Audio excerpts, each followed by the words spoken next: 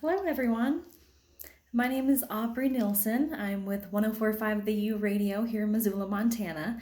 And for the last handful of years, I have helped out our friends over at the Historical Museum at Fort Missoula with their annual used book sale they have every November. It's one of my favorite events of the year because I love to read and love stocking up on cool and old and new treasures that you can find at the book sale. And so, like many of our favorite events this year, we've had to pivot and figure out a new way to bring you all the Historical Museum at Fort Missoula's annual used book sale. And so I encourage you to learn more, connect with them at fortmissoulamuseum.org to learn more. But the book sale is a critical fundraiser for the museum and helps them with all their educational programs they have throughout the year and all the ways that they connect with our community, because our history is important, and reading books, buying new books, finding books for friends and family, it's a win-win. So I have two books that I wanted to read for y'all today in our kind of reading rainbow fireside chat little videos we're doing here for the virtual used book sale for the Historical Museum at Fort Missoula.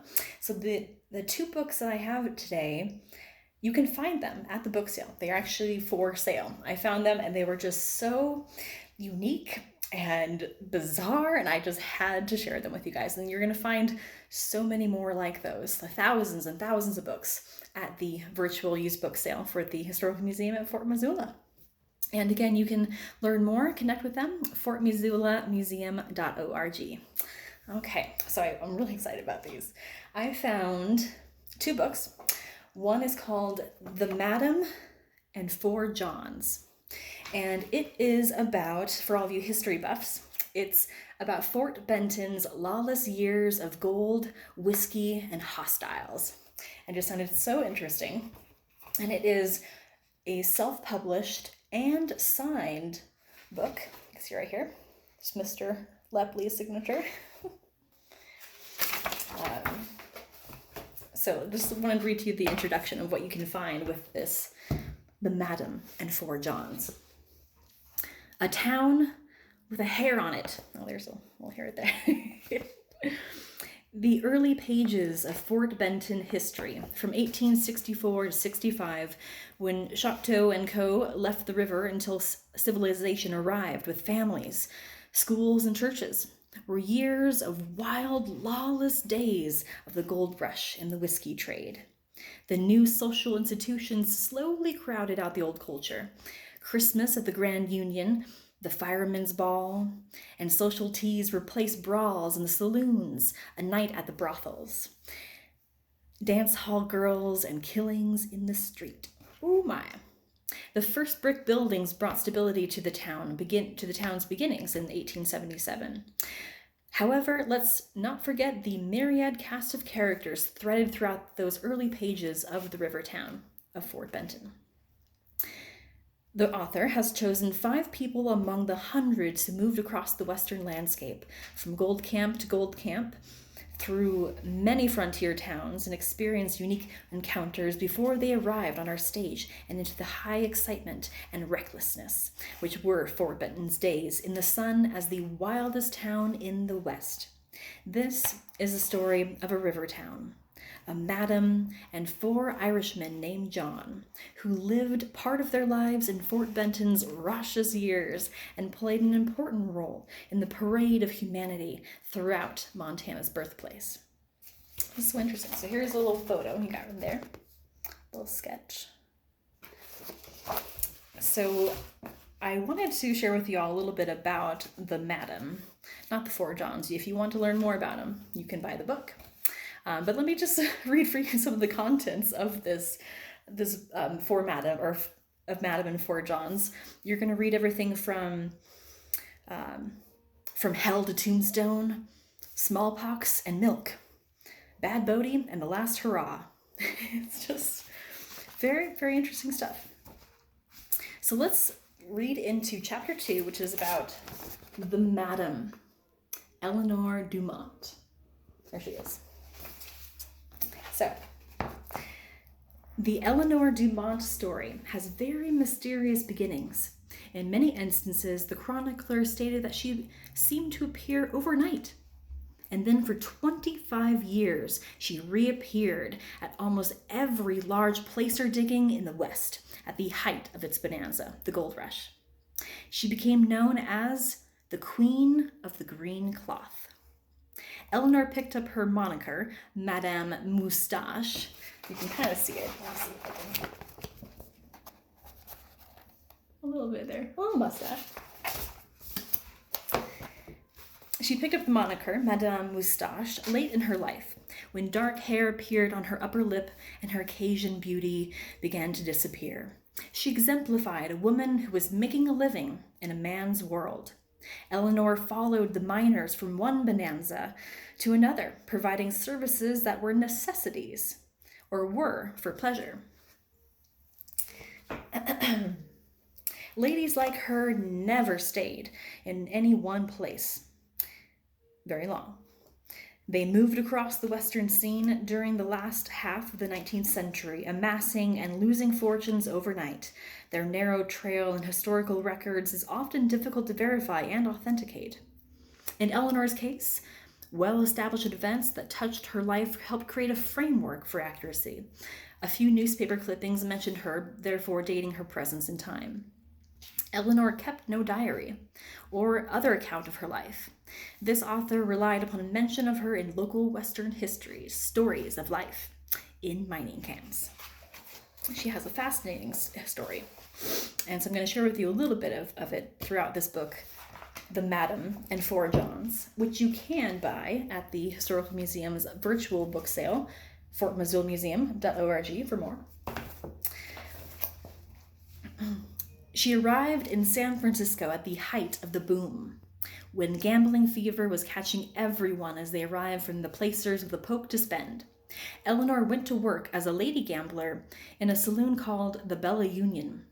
Prospectors were soon standing in line to try their chances with this stunningly beautiful, dark, complicated Cajun woman. In a few months, she earned enough money to establish her own gambling table. Her game was 21, blackjack, 21.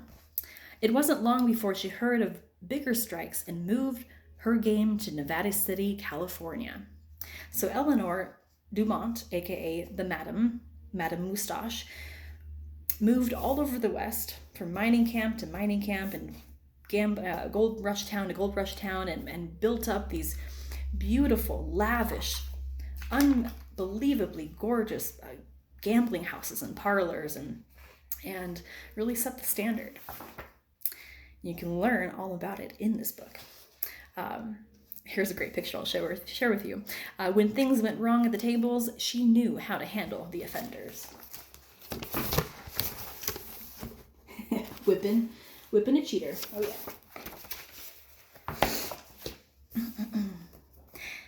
As she approached the age of 30, the years began to take their toll. Hard living, stress, irregular hours, and regular drinking had cut wrinkles into her pretty face and colored circles under those dark eyes. The fuzz on her upper lip had turned black. Some drunken miner tagged her with the moniker Madame Moustache that was to remain with her the rest of her life. After her ill-fated love affair with Tobin, which you will learn about if you buy this book, it was generally known that she no longer refrained from making money in ways other than at her table. Trips upstairs became part of her life along with her game, 21.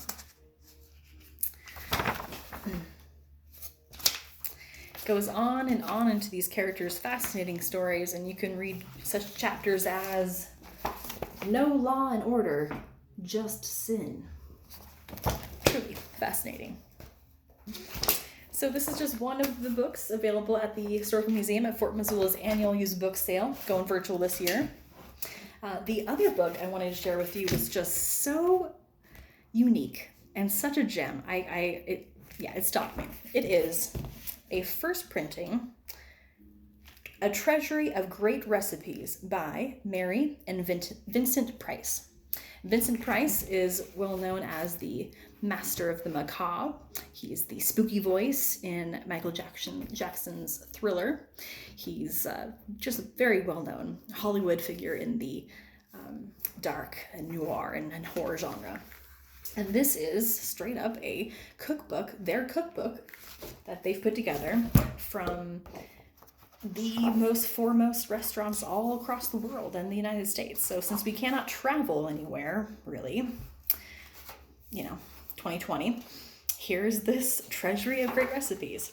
The preface says, "To many hands in many lands, our home is the achievement of many hands laboring with love to make it beautiful.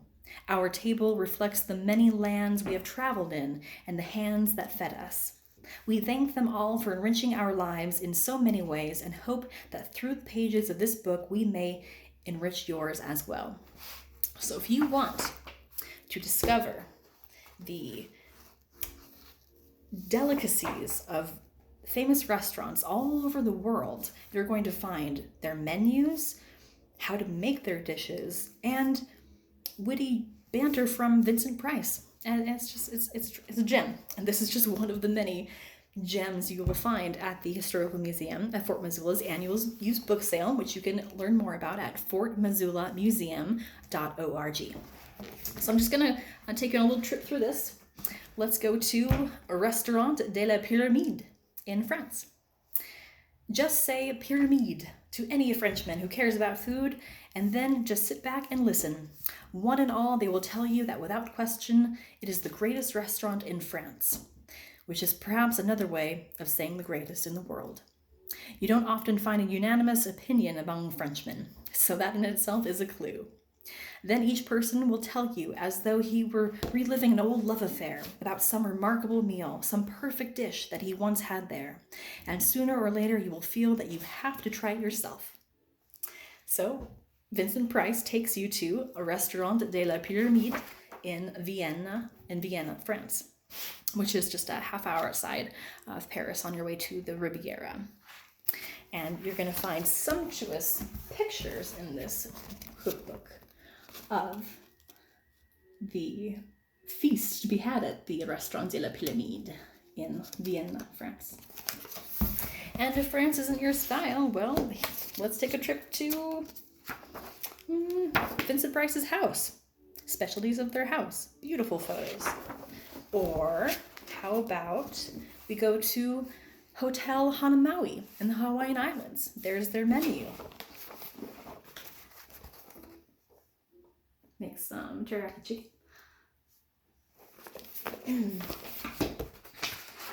Find a picture here for you. Ooh, there we go. Look at that. You can learn how to make hanaho or come again rum punch. Really, so many delicious, delicious recipes found in this beautifully illustrated gem of a book. Treasury of Great Recipes by Mary and Vincent Price, the master of the macabre. It's a gem. And you're going to find this and hundreds and thousands of other books that might inspire you to, learn about a whole new author or find all kinds of great gifts for your family and friends this holiday season. And you also get to support the museum and our history all at the same time. So thank you so much for hanging out with me, and it was a blast. I can't wait to find more books at the Historical Museum at Fort Missoula's virtual used book sale. Again, more details for y'all, fortmissoulamuseum.org, or do that fortmissoulamuseum.org/virtual book sale.